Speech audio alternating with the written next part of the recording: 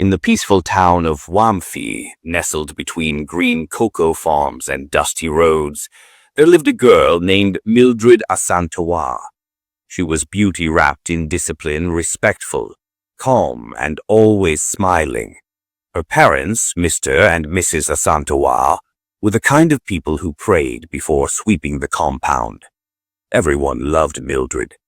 Old women used to say, if my son could marry that girl, I'd dance barefoot in church.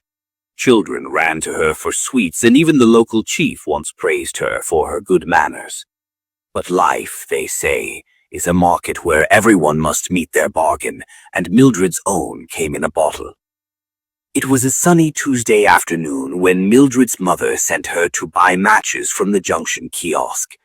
That's where she met Kwame Cobra, the town drunkard. Kwame Cobra was tall but always leaning like a broken tree after a storm.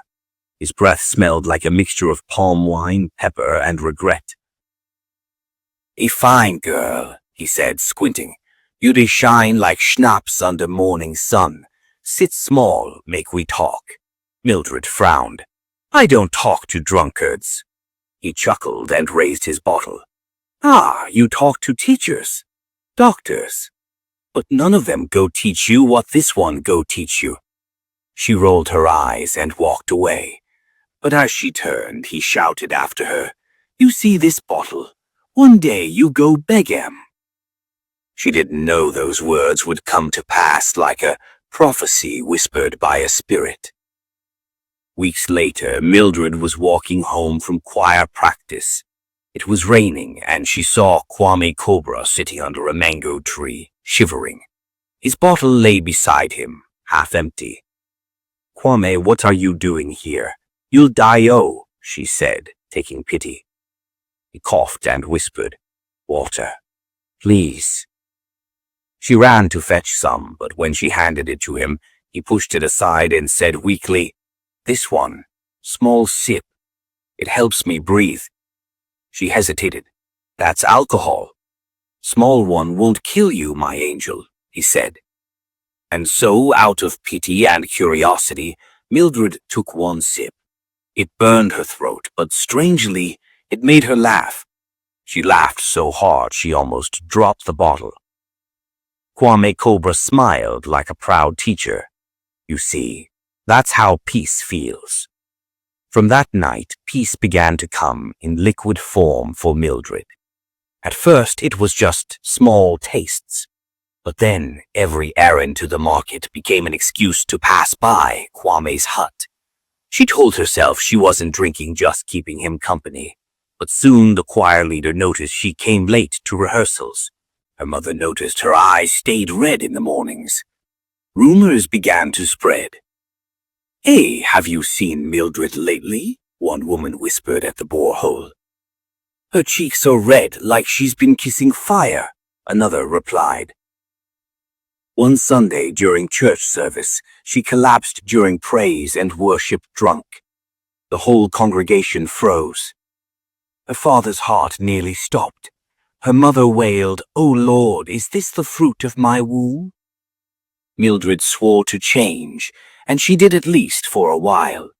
But when Kwame Cobra left town with another woman, Mildred's heart shattered.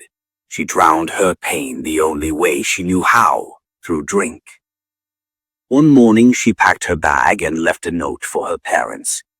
"Don't look for me, I'll make something of myself." She boarded a bus to Accra, determined to start afresh. The city swallowed her whole, the noise, the hustle, the chaos. She got a job washing dishes in a chop bar owned by Madame A. Aquili, a woman whose voice could chase flies off soup.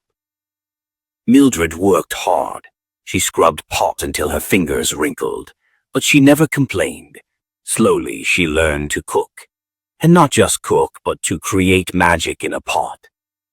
One day, a bottle of gin accidentally fell into her goat-light soup. She panicked but served it anyway. To her surprise, customers licked their fingers and asked, "Madam, this soup get power oh? What you put inside?" Mildred smiled faintly. "Just small spirit," she said. A year later, Mildred opened her own restaurant, Heaven's Aroma. She became the talk of the town. Taxi drivers ate there, nurses ate there, even pastors came after church shouting, "Mildred, bring that holy soup again." Her food was different, warm, comforting, and strangely addictive. Every meal had a splash of gin, rum, or palm wine, but no one knew. The aroma of her food carried across streets. People said, "There's something in her stew that touches the soul." And there truly was. But soon odd things began to happen. Men who ate her tilapia stew started singing in trotro buses. Some women, after eating her jollof rice, laughed uncontrollably during church services. A chief who visited her restaurant one afternoon was found later dancing in his palace compound at midnight alone, wearing his wrapper backwards. Wives began to complain. My husband went to eat at Heaven's Aroma and came home calling me baby girl for the first time in 20 years. What's in that soup? Another woman said. My husband used to be quiet. After eating her food, he started arguing with the radio. Soon, whispers began to rise. Is she using juju? Maybe she's cooking with something demonic. What kind of aroma is that? One hot afternoon, the Accra Municipal Food Inspection Team visited unannounced. They searched her kitchen. Everything was spotless. But when one officer opened a cupboard, bottles upon bottles of gin, bitters, and brandy stood like soldiers. "Madam," the officer gasped, "what's all this?" Mildred froze. The whole kitchen went silent. "It's my secret ingredient," she said softly.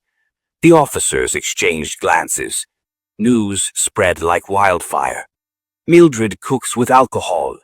She's been feeding drunkard soup to innocent people. Even the pastor's wife ate it last week. Crowds gathered outside her restaurant. Some came to mock, others to defend. "She didn't force you to eat," one loyal customer shouted. "Didn't you like it?" But her business began to crumble. Customers vanished. Church elders summoned her parents. Her mother cried, "Oh, Mildred, so after all this, you are feeding people the same thing that destroyed you?" Heartbroken, Mildred closed Heaven's Aroma for good. She sat in the empty restaurant, staring at the pots that once made her famous. Tears streamed down her cheeks. That night, she dreamt of Kwame Cobra smiling sadly, holding his bottle. "You used the same thing that broke you to feed others," he said. "You can't heal that way." When she woke up, she poured every bottle of alcohol down the drain. The smell filled the air, thick and sharp, like the ending of an era. Months later, Mildred reopened the restaurant, this time renamed Pure Taste. No alcohol, no secret ingredients, just honest food and hard work. At first, customers were skeptical, but when they realized her new dishes still tasted heavenly, they returned this time not because of the spirit, but because of the love she now cooked with. Her parents forgave her, the town forgave her, and when she finally stood in church one Sunday to testify, she said, "Once, I let alcohol control my life, then I used it to control others. But I've learned no spirit can fill your life like the one that comes from within." The whole congregation clapped. Even those who once gossiped about her wiped their eyes. Years later, people still told her story. Mothers warned their daughters, "Be like Mildred, but the new Mildred." And sometimes, when the aroma of her food drifted through the street, old women would smile and whisper, "That's the smell of redemption." Once bitter, now sweet. Moral lesson. Even what ruins you can be turned into a gift, but only after you decide to heal, not hide behind it. And sometimes the real spirit isn't in the bottle, it's in the heart that refuses to stay broken. Thanks for watching. Like, comment, and subscribe.